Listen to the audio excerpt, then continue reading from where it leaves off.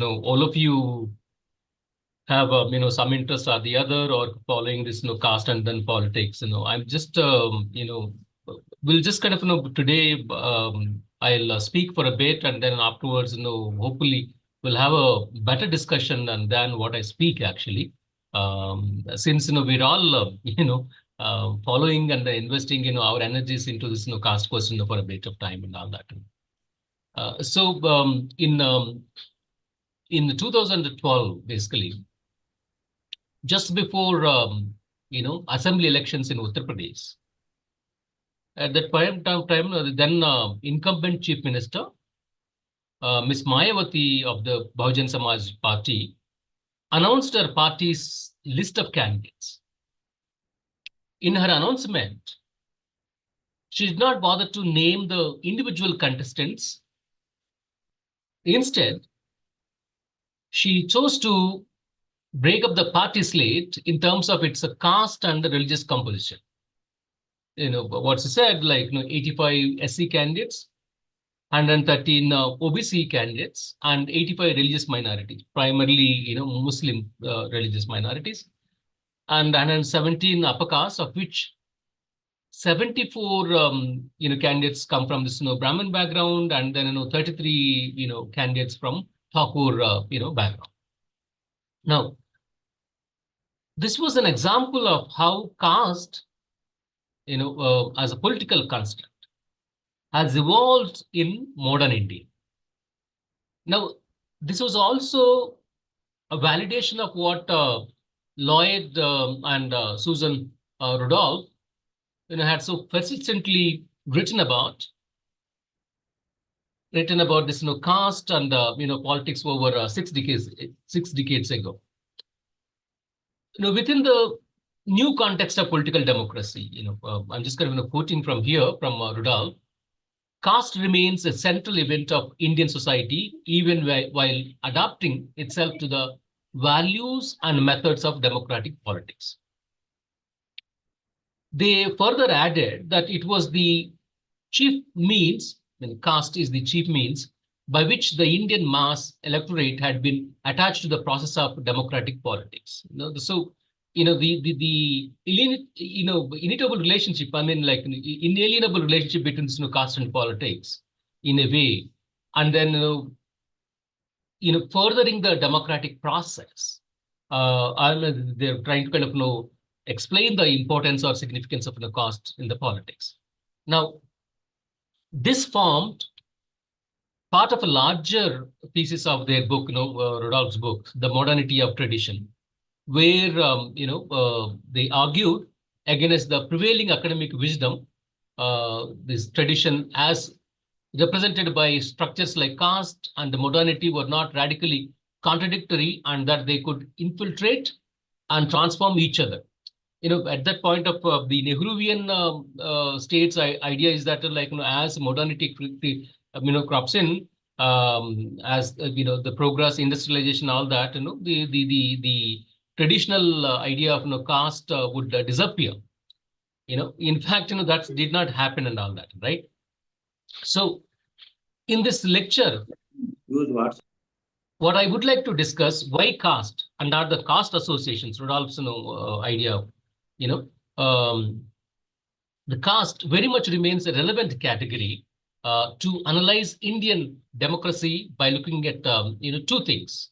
One is the trajectory of caste in Indian politics since the 1950s and the policy of the Indian state on caste-based affirmative actions or reservations.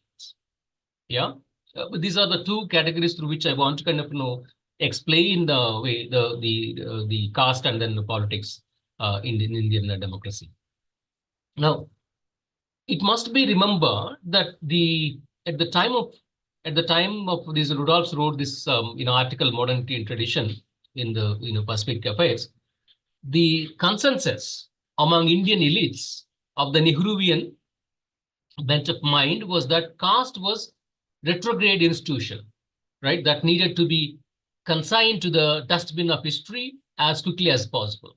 It's no more relevant at all. Like now we are kind of arrived at a stage where we don't think or kind of, imagine ourselves, as, the people of, caste.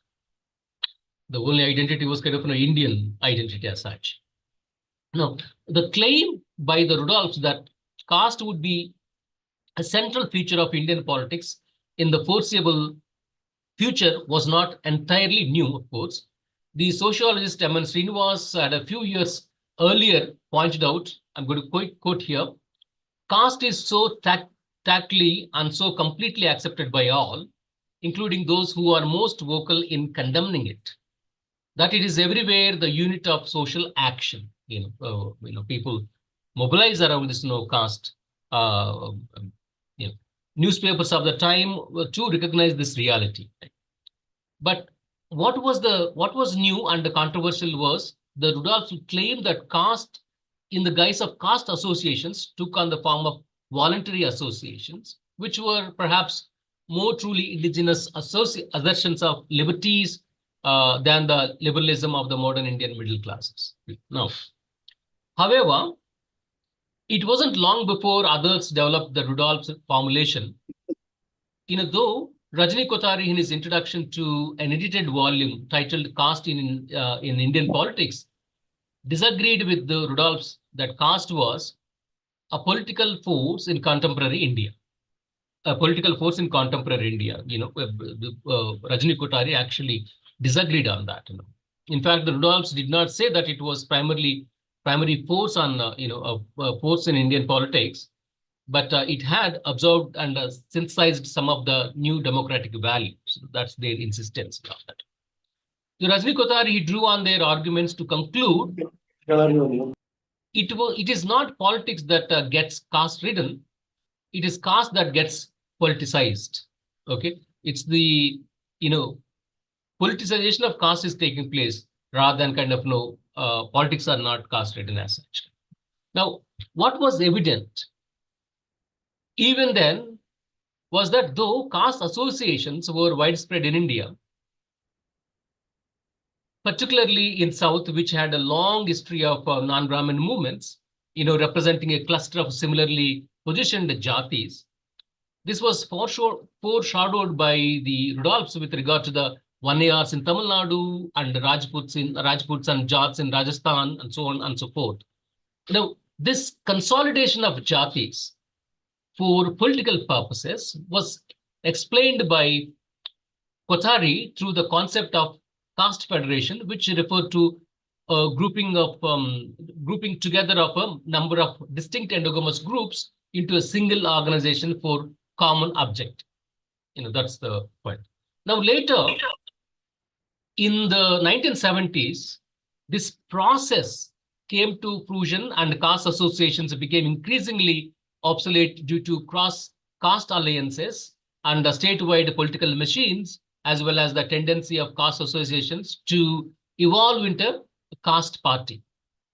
This process was, precipitated by the inability of the Indian National Congress to function any longer as the, catch-all party where it could bank on votes from across caste spectrum, right? Before this in the 1970s, Congress evolved a strategy where it could kind of, involve both upper caste and the lower caste, particularly Dalits and so on and so forth. In every state, it has its own strategies, but largely, upper caste and the marginalized communities, the coalition. Okay, so that's how it worked. But then it no longer, in the sense that it couldn't kind of continue that with that strategy, after 70s and so on. Now, so this was most notably shown in 1967 when the anti-Brahmin and anti-Hindi Dravida Munnetra Kazhagam, an offshoot of the Justice Party, won state elections in Tamil Nadu.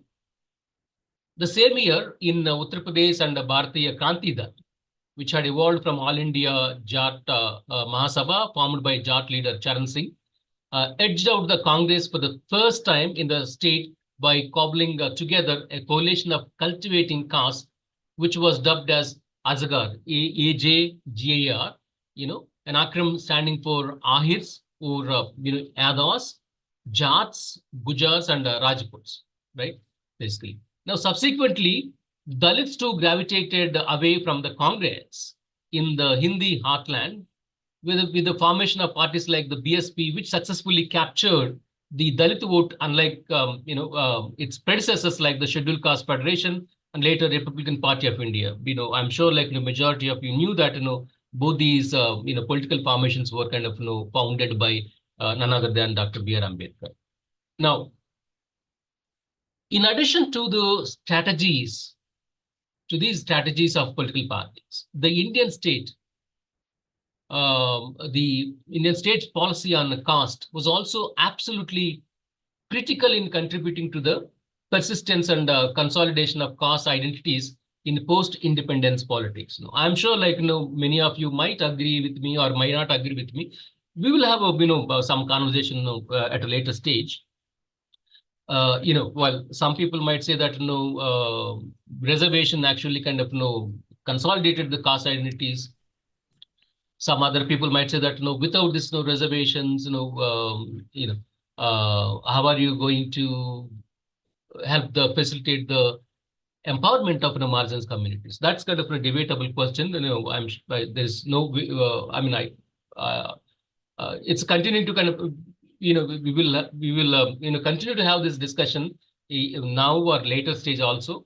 But I want to kind of hear what your thoughts on this at a later stage. Now, the implementation of the Mandal Commission recommending reservations for 400 castes that were other backward classes, OBC, triggered a cataclysm caste equation in Indian politics, especially in the Hindi heartland of North India. The impact of the Mandal report, can be, back to the Indian government affirmative action policies ever since 1950s, something that the Rudolphs did not specifically examine in their essay in specific affairs. But the Indian Constitution did not, the Indian Constitution not only abolished the practice of untouchability, but put in place several measures, including, provisions for reservations, for the advancement of Dalits, as well as, for the tribal communities, While these were seen as necessary to reduce centuries of discrimination, as I mentioned earlier, against Dalits, the constitutional safeguards gave a new lease of life to caste, actually. The scheduled castes and tribes were identified by 2 separate presidential orders in 1950, but the category of depressed and socially backward classes citizens mentioned in the Constitution was kept unidentified. It was to identify the so-called other backward classes that a 11-member commission was appointed under Kaka Kalelkar in 1953. For 3 years, the commission, struggled to come up with a list of non-Dalit and non-tribal backwards, which eventually numbered 2,399 communities, consisting at that time, 32% of the population. Now, the Congress government and Nehru, in fact, rejected the recommendations, but the OBC issue resurfaced again in 1979 when the Janata government, appointed yet another commission headed by Bihar politician B.P. Mandal, who was himself, Yadav himself, to look at the reservations for OBCs. The report, which identified 400 castes as backward, was kept again in cold storage until Prime Minister, V.P. Singh, Vishwanath Pratap Singh, formed a former Congress man who was heading a shaky coalition government led by the Janata Dal, resurrected it in 1989 and then 1990. Now, in addition, in an additional reservation in government jobs and education institutions of 27% for the OBC, besides the 22.5% already in place for SCs and STs, was a decision that changed the face of Indian caste politics for good. I'm sure you all agree with me on all that. The way the Mandal changed the face, the fabric of Indian politics, like phenomenal. The implementation of the report was followed in 1992 by a Supreme Court ruling known as the Mandal judgment, which allowed a maximum of 50% reservations, thus giving a legal stamp to 27% reservations for OBCs, but not the higher levels put in place by states such as Tamil Nadu and Karnataka. Now, the latest such instance of state intervention in perpetuating caste categories in policy was the decision to enumerate caste in the decennial census of 2011 for the first time since 1931. Now, afterwards, like we didn't kind of have this caste census, despite several states and then several organizations kind of existing on caste census and all that. The politics of caste census, like maybe another aspect that one might require a lot of thinking or unpacking the politics around that. Maybe at some other point of time. The implementation of the Mandal, the report provided a further impetus to caste and vote bank politics. The OBCs, who constituted 52% of India's population in the 1990s, became a force to reckon with, especially in the Hindi belt. And no major party could afford to publicly disagree with the Mandal recommendations. Indeed, political scientists, like Yogendra Yadav, pointed out that the expression OBC had traveled a long way from a rather careless bureaucratic nomenclature in the document of the Constitution to a vibrant and subjectively experienced political community. So in the wake of Mandal, several parties were formed from the debris of the Janata Party, which had come to power for 3 years following the emergency imposed by Mrs. Indira Gandhi and its successor Janata Dal, headed by VP Singh.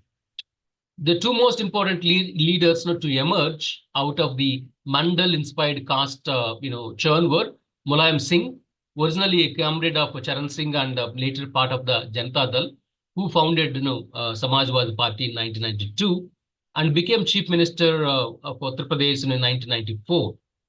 And again, Lalu Prasad Yadav, also of Janata and Janata Dal vintage, who formed his own party, the Rashtriya Janata Dal, RLD, in 1997 and was Chief Minister of Bihar. Now, both these leaders used the post-Mandal phase to further the fortunes of their parties as well as their caste brethren, the Yadavs. In fact, the politics of Mulayam and Lalu were good examples of how dominant caste within the OBC spectrum. Dominant caste, like a phrase coined by M.N. Srinivas, I'm sure like you all knew, how these dominant communities were able to kind of milk the benefits of reservation policies and state patronage. Both belong to Yadav communities, and then Yadavs kind of gaining appropriating majority, basically the power, political power into their hands and all that. So in a way, over a period of time, if you look at across both in Bihar and then even Uttar Pradesh and then in other places also, this alienated and the other OBCs such as Kurmis, Koiris, Lodhis, and Gujars, because they were initially the claim was that all are kind of part and parcel of this OBC category, but then the power actually rested with the Yadavs, and so this was kind of contested by this other OBC category, other powerful, equally powerful castes like Kurmis, Koiris, and Lodhis in Gujars, which went to show that the OBCs were not a united caste bloc, obviously, as some analysts would have liked to believe. Indeed, Nitish Kumar, the current Chief Minister of Bihar, who is a Kurmi, abandoned the Janata Dal in 1994 and along with the socialist leader George Fernandez formed the Samata Party.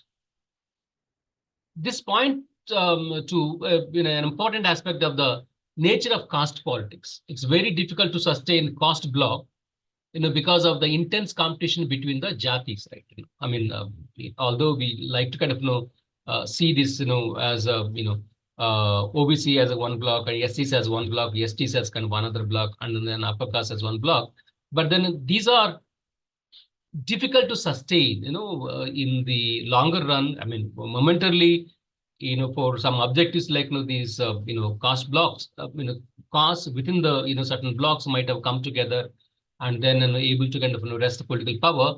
But then, it couldn't be sustained, that's what, like, happened, with this, Samajwadi Party, or, Lalusra, the party, Rashtriya Janata Dal, and also, BSP, Bahujan Samaj Party, the same thing happened with the Bahujan Samaj Party, right? Um, Now, so this is partly true of Dalits as well, as I said, with the BSP in Uttar Pradesh getting strong support from the Jatav, also referred to as a Chamars. I think there must be some differentiation from the in the heartland. Yeah, Yadavs were sort of, OBC groups. Jatavs are kind of, from SE, or, otherwise, known as, Chamars, from the SE category. So, when Jatav or Chamars, the caste to which, Mayawati belonged, but not, so this party not being able to kind of attract the same extent the voters from other Dalit communities, such as the Parsis, Balmikis, or Khatiks. Chamars constituted, like, a large chunk of, population within the Dalit category.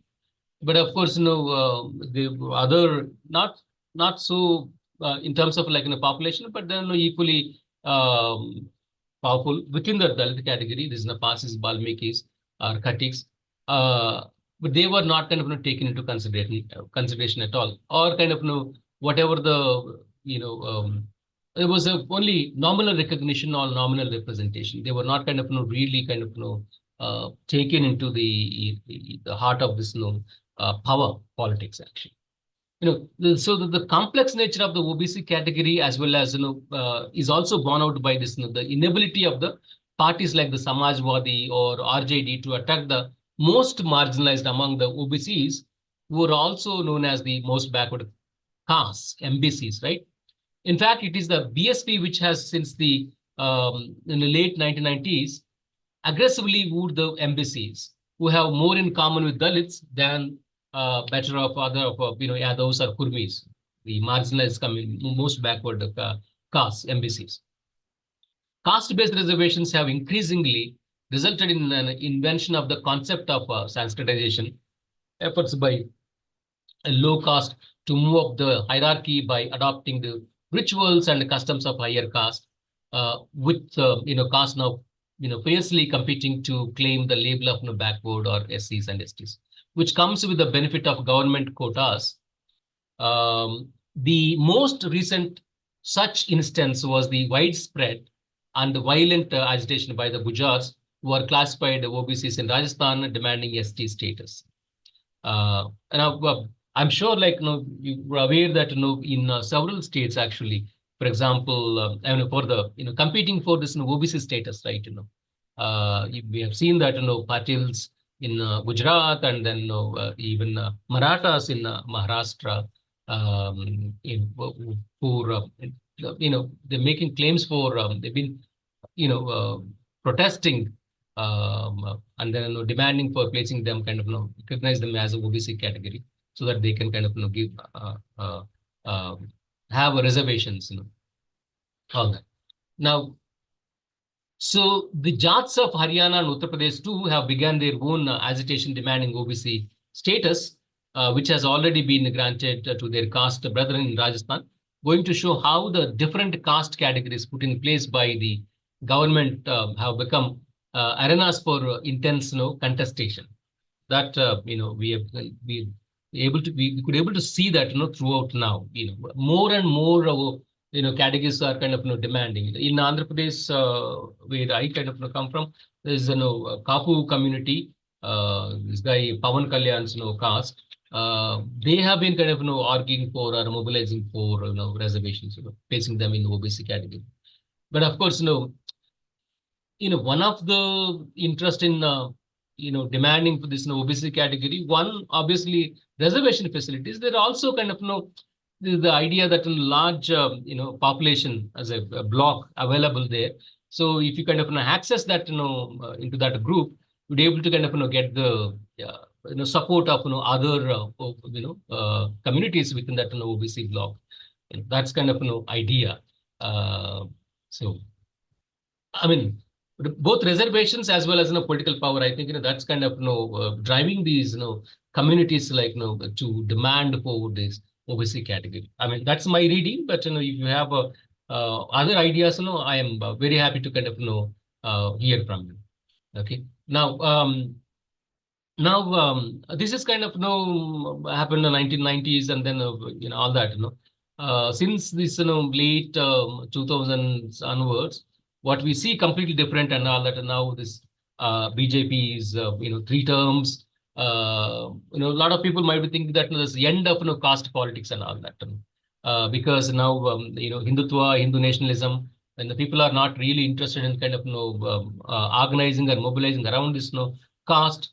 The now BJP, because 3 times is kind of won the election, able to kind of form both in center and then several other states, particularly in northern India.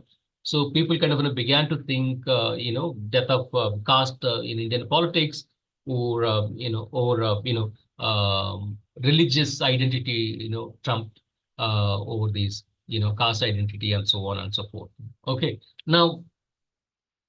So I'll just kind of discuss a little bit about recent elections, and then we'll open up the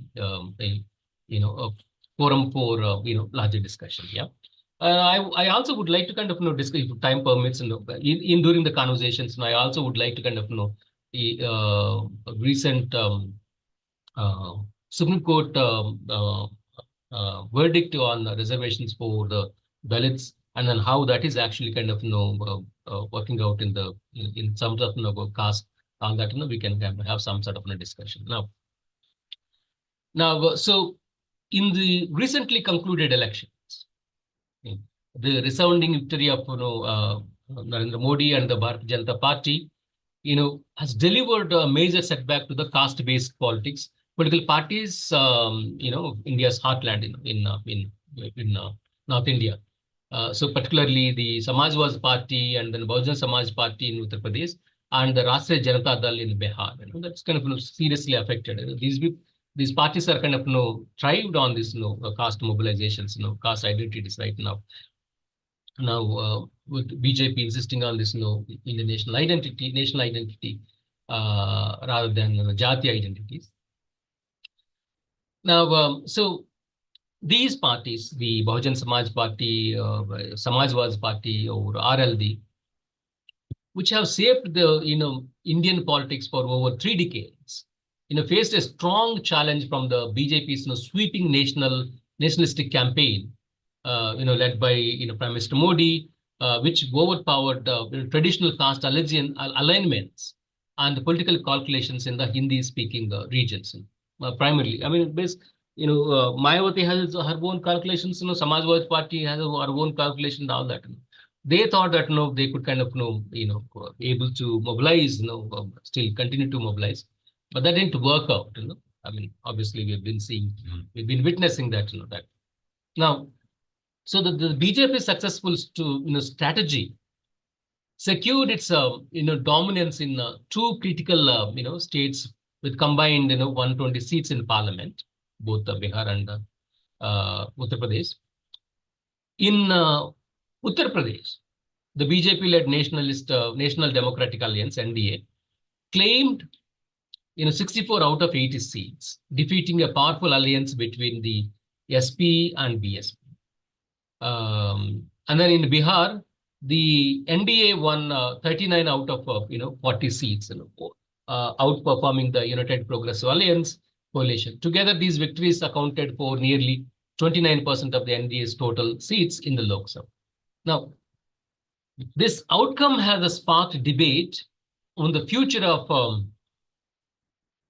India's caste-based parties and whether their politics of identity can endure in the face of rising wave of aspirational politics and religious nationalism, largely embodied by Modi.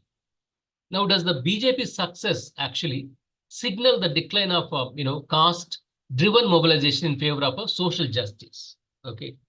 Has the BJP's Hindutva agenda fundamentally altered the landscape of post-Mandal caste politics in India's, most politically significant states? Right. Now, when these are the questions that one would encounter, looking at this, thinking about caste in contemporary politics, whether it's going to kind of survive, sustain, or it is kind of given, or it is kind of trumped by nationalistic identity, or that or Hindu national identity and as such. Now, this outcome, it has sparked a great debate, obviously, on the future of India's, caste-based, parties and whether, whether it's going to sustain and so on and so on. Now, upon the closer examination, however, the BJP's electoral success reflect a nuanced blend of, traditional and new political approaches. I think we must pay little attention here. People who sort of think that or claim that okay, now we don't really caste is no more salient in Indian politics. It is this religious identity that's kind of calling the shots, and then all that. So it is basically what upon this closer examination actually of the elections and the electoral strategies of the BJP, you look at, they have it's kind of a nuanced blend of traditional and new political approaches. That's very interesting actually. Under Modi's leadership, what happened? The BJP had tapped into aspirational religious nationalism while deftly adopting older tactics like caste-based mobilization. Since the 1990s, the BJP often perceived as a party for upper castes, has promoted leaders from various backward castes such as the Kalyan Singh in Uttar Pradesh and Uma Bharati in Madhya Pradesh. This approach referred to by BJP ideologue K. Govindacharya as social engineering has expanded significantly under Modi. Earlier, the BJP might have leadership confined to this upper caste. Now they, in order to kind of shed that blame or move beyond that, they sort of began to enter into this OBC domain, and so the promotion of OBC leaders, one could see that what Govindacharya BJP ideologue can be kind of termed as a social engineering and all. Now, this social engineering kind of gone a little bit taken a little bit further. It's not kind of confined to this OBC groups. It's kind of they taken to a different levels, different communities altogether under Prime Minister Modi. By including previously less dominant castes and subcastes, the BJP has managed to outperform traditional caste-based parties. Now, this strategy described by Professor Badrinarayan as Samagra Hindutva, seeks to unite other backward classes and scheduled castes within the broader Hindutva identity. It's very interesting actually if you look at, I mentioned earlier that, there are castes within the OBC category, for example, in UP. When Yadavs were ruling, they were marginalized, the Kurmis, other OBC community and all that. They were very unhappy and all. Similarly, here when Mayawati was kind of under, Mayawati is Bahujan Samaj Party was kind of ruling, then, the non-Chamars, non-Jatav communities were cast within Dalit category were kind of marginalized. So they were very, very unhappy, discontent with this, the power enjoyed by, Jatavs, but then not kind of, shared by other Dalit communities, particularly marginal communities. They felt that, they were sort of, further marginalized, and so on. Same OBCs and then Dalits.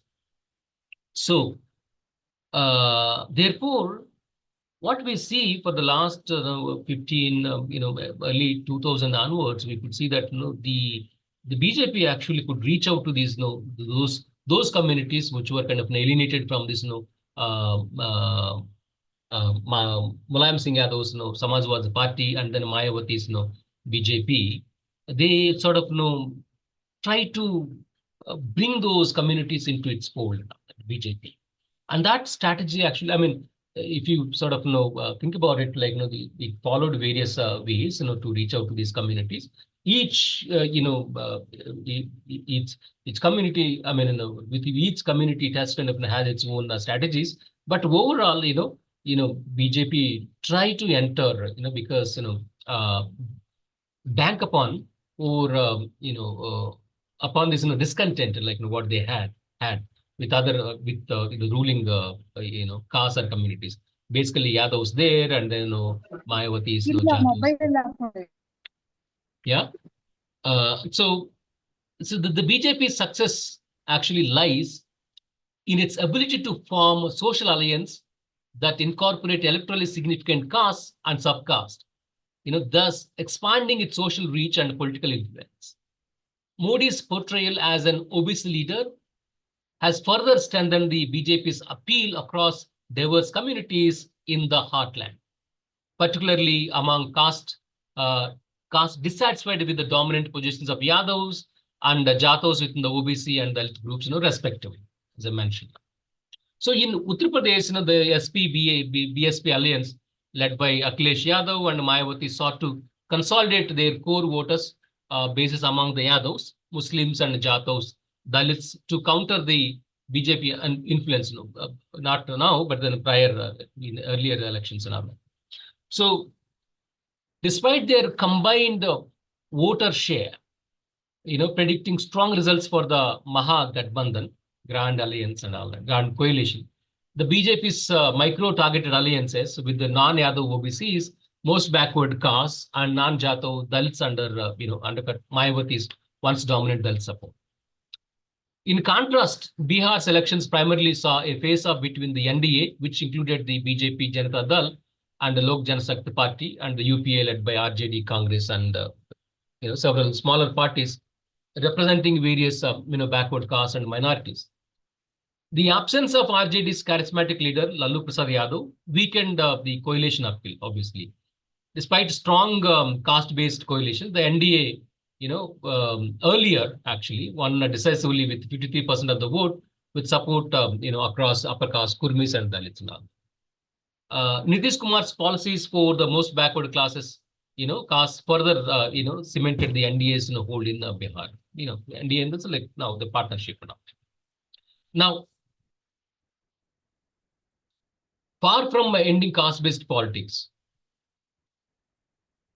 the BJP's victory, either in 2019 elections or kind of later on the 2024 elections, what redefined its dynamics, demonstrating that caste-based identity still plays a role, although in new configurations. Okay, Modi's strong leadership and emphasis on national security were important factors, but the BJP strategic alliances with less dominant castes and the subcaste proved crucial in outmaneuvering the Dalit Bahujan coalition in Uttar Pradesh and the UPA's pro-reservation platform in Bihar. I think this is kind of what very, very interesting. So on the one hand, you would see that BJP is kind of emphasizing upon this national identity, Hindu identity, and all that. But then on the ground, his strategy is completely different, and it's kind of the way it's stitched together. This disgruntled elements, disgruntled caste actually, kind of the minor dominant, less dominant caste, and then subcaste from within this OBC, and then and also Dalits. Remarkable actually the way it kind of reached out to them. So Badinaran actually kind of written a book on that, Republic of Hindutva. So the BJP's success suggests that identity-driven politics will remain a fixture in India's diverse democracy. But the leaders of traditional caste-based parties must recalibrate their approaches to align with the changing aspirations of their constituents and adapt to the evolving political discourses.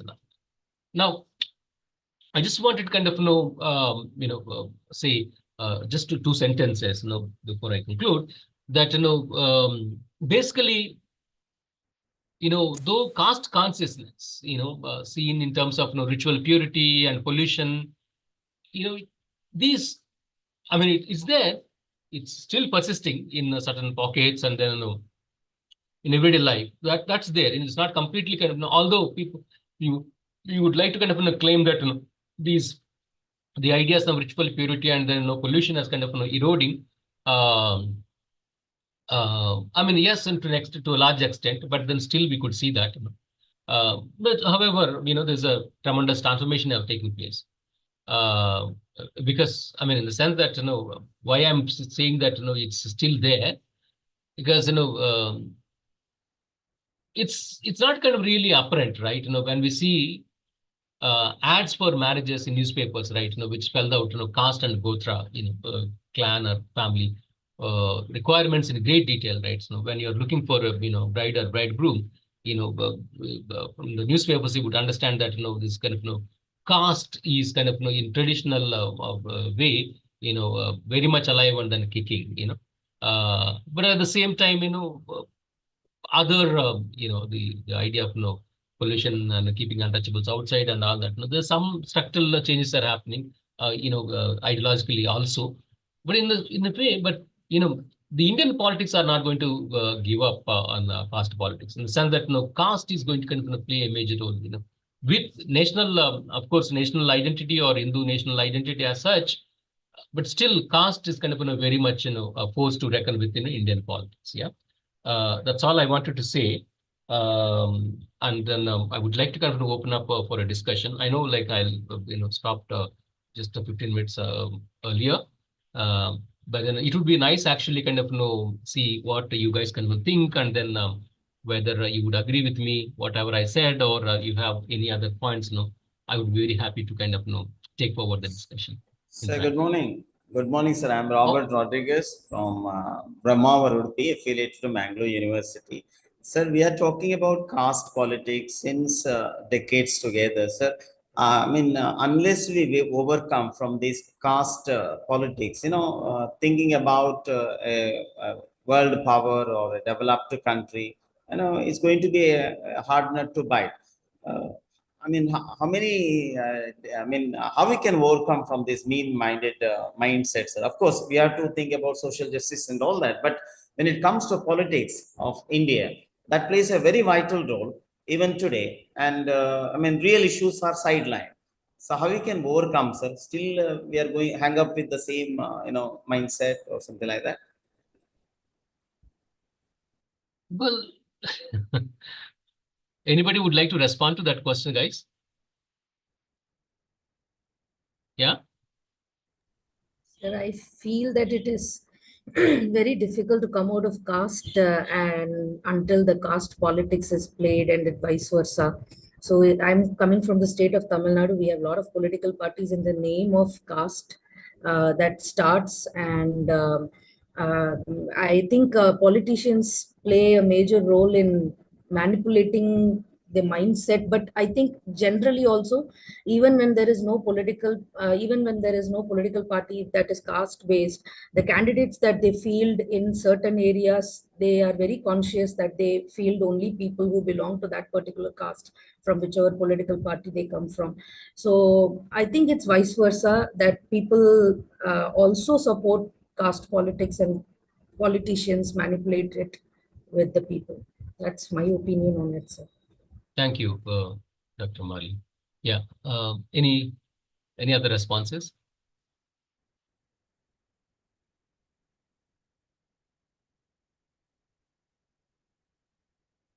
I mean, one way of looking at it would be the persistence of caste. Of course, the politicians are exploiting, because obviously they require votes, and then the castes are kind of readily available vote banks for any politicians, right? Like it's easier to approach. It's difficult to approach individuals, or groups But as caste as group is easier. We know that certain number of people where they live, particularly in rural villages and all that. And then caste-based groups. So therefore, it's easier for them to kind of approach and then exploit and so on and so forth. But the mindset, how we can think of moving away from that mindset. I think that's kind of Dr. Robert Rodriguez kind of a very serious question. It's a very insightful question, in fact. So, and I'm just wondering whether anybody would like to kind of say something. But I'll start that, and then maybe you can kind of counter me or give a different perspective. But let's have conversation.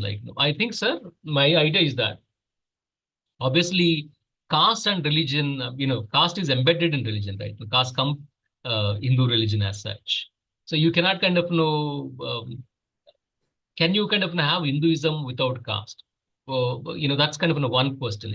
Basically, why people, hold on to this caste identities.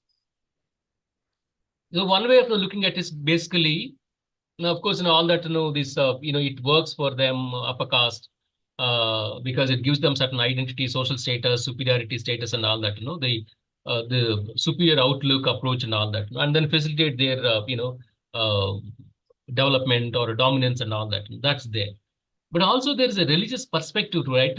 Basically, people who believe in Hinduism, they cannot kind of, it's difficult to not to believe in a caste, precisely because the whole idea of, that Virata Purusha, from where that, the Chaturvarna system emerged, right? From head, Brahmins, Kshatriyas, from shoulders, Vaishyas from thighs, and then Shudras from all that. So, I mean, people actually, I may be wrong, that's what I'm trying to say, that you can correct me. People, the following caste is like a dharma in Hindu religion, right? Whatever your rituals are following, it's kind of, this is my dharma. How can I kind of, leave this dharma and all that? I'm, it's given to me, and then I want to take it forward. It's a parampara, and then it's God who's kind of, made me kind of born as Brahmin or born as Kshatriya or born into some other caste. Therefore, it's kind of, God's will, God's icha, right? It's like, it's God's will. Therefore, I am simply kind of, fulfilling that, God's will. So that's kind of one way of justifying the caste system also, right? Because, I am just simply, I'm a performer. It's God who is actually kind of asked me to kind of to perform. It's like the famous Rajinikanth dialogue, right? The Arnasalam Solaru, and then the Andava Solaru, Arnasalam. One of those famous dialogues of Rajinikanth is that God has told me, therefore I am actually performing and all. So I don't know. I mean, my understanding may be wrong, but people actually kind of believe in caste because it's God's will. Is obviously you'll have to believe in God, right? If you are kind of believe in certain religion, you believe in God, and God has given the system to us. Therefore, we are simply performing it, right? We are nothing to do and all that. I have no problem at all. If God asks me today, tomorrow, that okay, you kind of treat all the Dalits, all Indians equally, then I would do that. But then my God is not telling me that.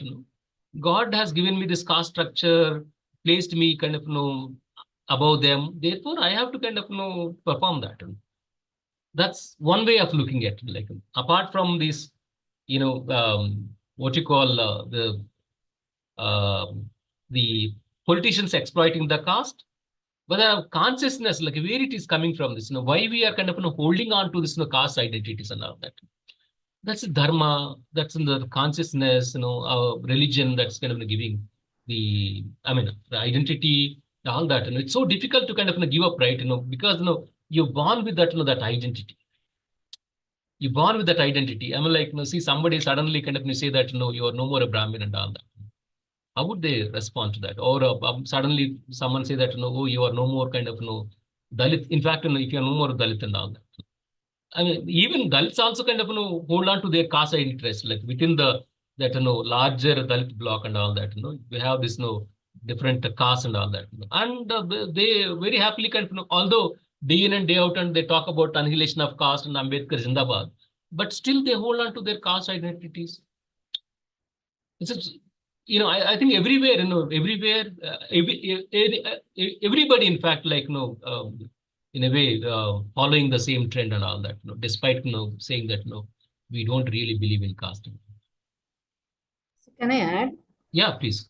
Thank you, sir. Thank you. How I understand is it's not that only Hindu religion practices caste. I think it's beyond that, as it becomes a integral part of every Indian, majority of the Indians that believe in the identity of caste. It is indebted in Christianity very much. So you're born in India, you're born in particular caste unless and until one generation decides to break it. So there are intercaste marriages, or in case of any kind of, like, the family now decides that I will no longer add caste for my children in the admission form.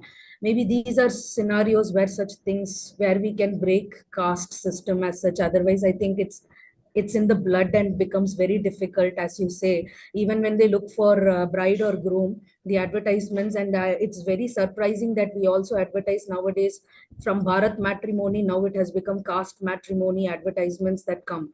So we have come beyond that. But however developed we are, we also find new ways to assert that we belong to a particular caste. So one side, when we fight for reservations, we also are proud to say that I belong to this caste, and that's why I need reservation. I'm from a depressed class, but then again, I also ask for pride in my caste. It becomes very, very confusing and cluttery as far as Indian situation is concerned. That is how I actually see it, sir. I don't know whether it's confusing or kind of, we are so, I think it's becoming very convenient. Adapted kind of, making use of the opportunity. Yeah, conveniently using it at wherever we want to use it. Taking advantage of yeah. So if I want a reservation, I can call myself depressed and I can claim that. And if I feel like I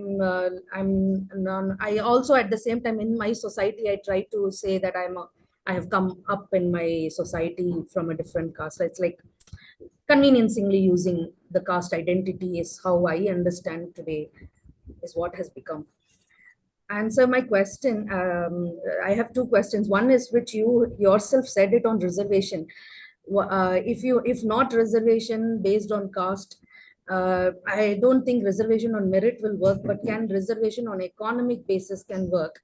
But even if we want to go by reservation on caste basis, can it be on creamy layer, not creamy layer, like not double usage of the reservation based on caste? Like if the father has availed it or the grandfather has availed it, can the child be denied it? And my second question is on the 10% reservation that the recently BJP government in the previous time brought it, the previous tenure brought it. Whom does it actually benefit? Because there's a lot of debate, especially in South India, in Tamil Nadu, there was a lot of debates on 10% reservation. And for now, I answer my third question. When you say that BJP, because of Hindutva ideologies, were able to stop the spread of caste politics, sir, was 2024 elections, the Dalits did not vote much in number for the BJP government. So it looks like the UP state statistics was like 40 seats on and odd went to the India alliance, and NDA got around 30 seats. So and it is widespread in the news that it was mainly because of the Dalit vote share that turned towards the opposition. So how do you see that, sir, when you say that the Hindutva politics overshadows the caste politics in northern belts? Thank you, sir. Thank you. Okay. Yeah, I think one of the, the major concern on the major debate also, like within the Dalit category, or even among the STs also, because the people who have been kind of making availing reservations, for the last 6 decades or 7 decades, they have been making availing it, for generation together. That's led to some kind of elite classes, within the Dalit category, within the ST category and all that. So, in South India, particularly in Andhra Pradesh and then Karnataka, even in Tamil Nadu also, that, they have been demanding for this, subcategorization reservations, by dividing this Dalits into different groups, and then reservations needs to be redistributed, on par the groups percent of the population. Now, recently Supreme Court of India also kind of came up this, states can kind of go ahead with subcategorization. But otherwise, that is at a policy level. The another level would be kind of individuals. For instance, like the people who sort of availed reservations and then became Group 1 officers or Group 2 officers, and then they able to kind of give a better education. I mean, make a better living for themselves, and also like able to kind of give a better education for their children. So therefore, they should kind of voluntarily give up reservations. That's what I think. So that the people who are behind and who come from this rural background, or kind of who studied in regional backgrounds, then it's difficult for them to compete against those people who studied in better educational facilities and all institutions with good opportunity facilities and all. Therefore, they should kind of give up, and then let give the facilitate for others entry into this. That's kind of one way. But I think it takes a little hard change and all that. I think individually people have to decide whether it's kind of morally right or wrong, to continue to kind of have reservations. There's no answer. I would say that yes, people have to give up, but then it's an individual who have to kind of decide now. Yeah. 10% reservation, I think in the southern Indian states, and that's going to kind of create a little bit of a confusion. Or, for example, in the northern India, it's kind of very clear cut, who are this, upper caste and then lower caste and all that. But in South India, for some reason, even dominant communities also considered as kind of OBC, right? For instance, in your Tamil Nadu, Gounders could be upper caste. Gounder could be OBC also. So, in Andhra Pradesh, like, Reddys could be, Reddys and then Kamas are like, a general category and all. But then, Kapus, they could be also kind of claim as a lower caste sometimes, OBC categories and all that. So this is very confusing. And also it appears, the way the 10% reservation is kind of, being implemented, it seems because of the 10%,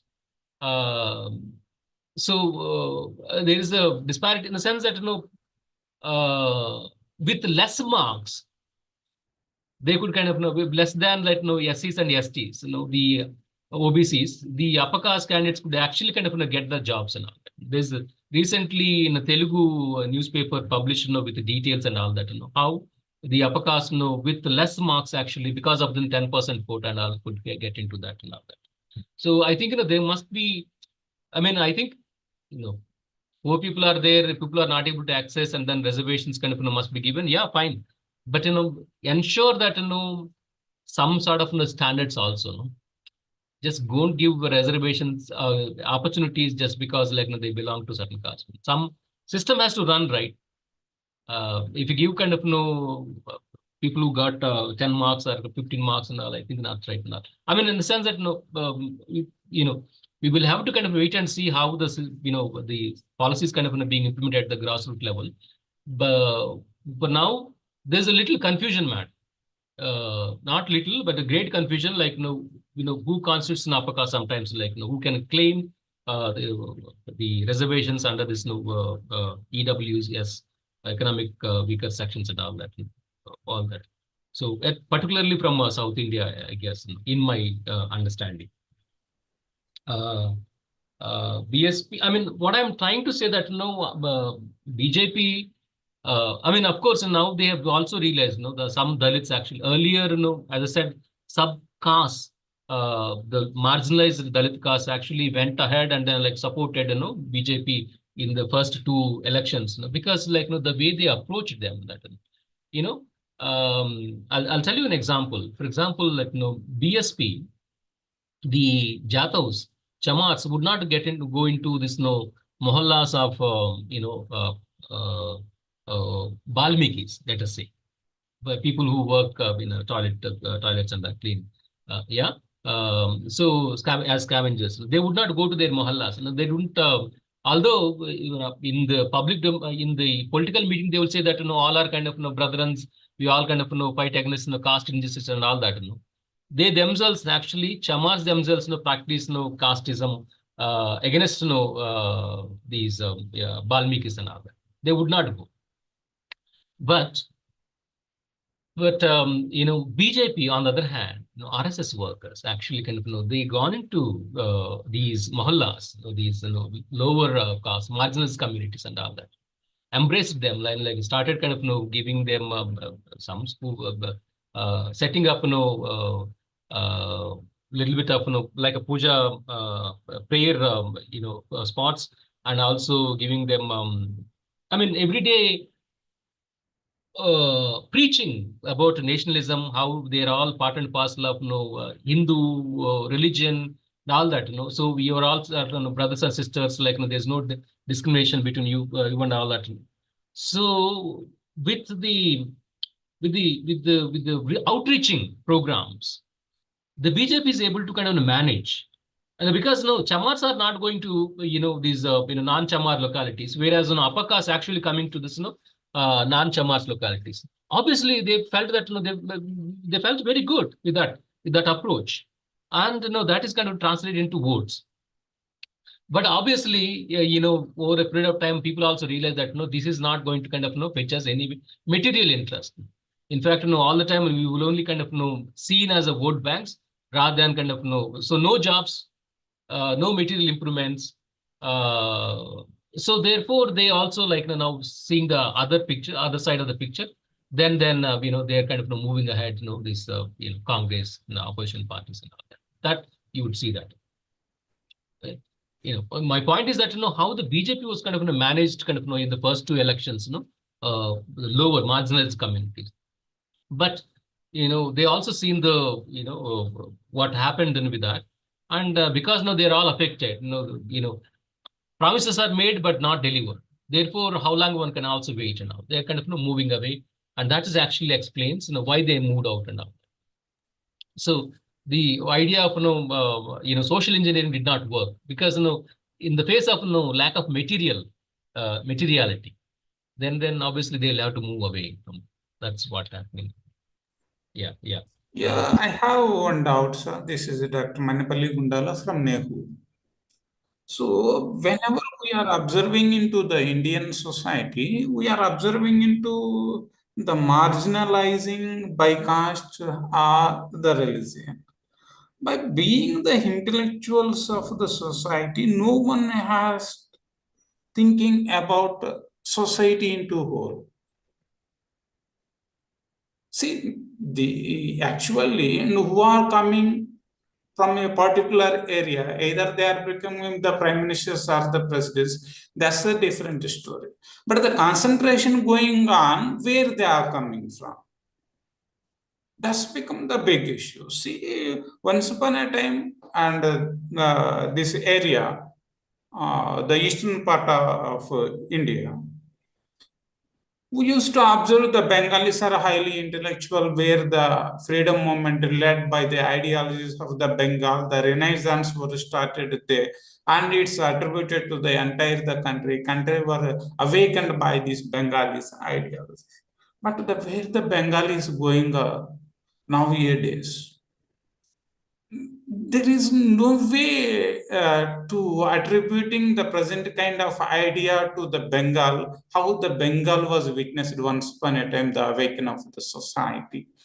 So we'll see then Bengal too, it came to the Maharashtra, and Maharashtra was witnessed about the great patriarchs like and where they were meant for their entire life servitude of the society to bring in upliftment of the people.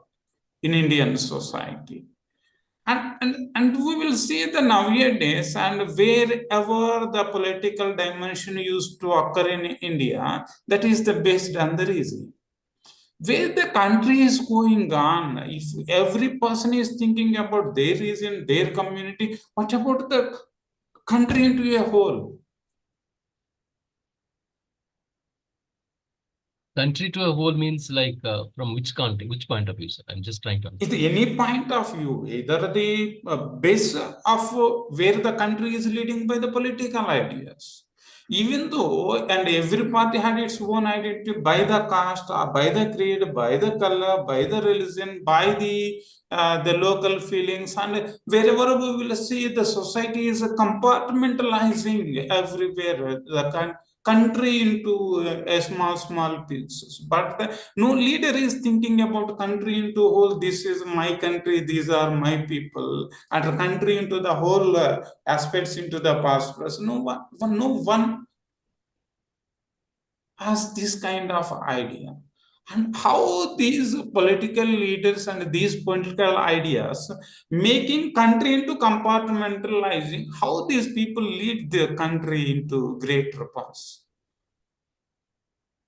This is one kind of idea. If you will see in every part of the country having the own idea because of the caste base or the religious base, otherwise reservation base. If you will see that there is no uniformity. There is no uniformity. See, once upon a time where we are finding out the leaders of the Indian society from the Maratha part, those were the suppressed class of the people. But they give an ideology to how to lead the society into greater paths. And while where the suppressed class group of the people coming to the power, and what they are doing, once again they are doing the same nonsense. They are not coming for the upliftment of even their own caste of the people. While you are explaining about it, you explained about something about the Mayavati. Once upon a time, she came to power, she rose to prominence, and people are expected, and she will perform the good things, and she will comes to up to the mark of the even the prime minister. From that position to she spoiled everything and she gone from the mainstream. And there was no hope of the people. Once again, she will come to the power, and no one is thinking about her position. If the people who are supporting to the some kind of the politicians based on the some ideas, they are spoiling everything.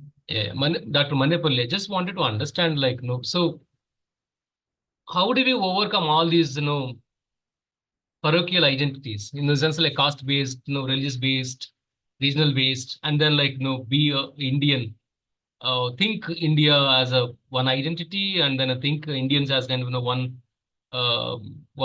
group of people, and then work out our vision. Is that you're trying to say, or? So wherever we are observing the politicians while gaining the votes, and they are giving the regional perceptions, and when they will come to the power, they are forgetting about the nationhood. That's the problem. The rivalry is starting between the people or between the parties and between the regions. This is the dangerous part of India.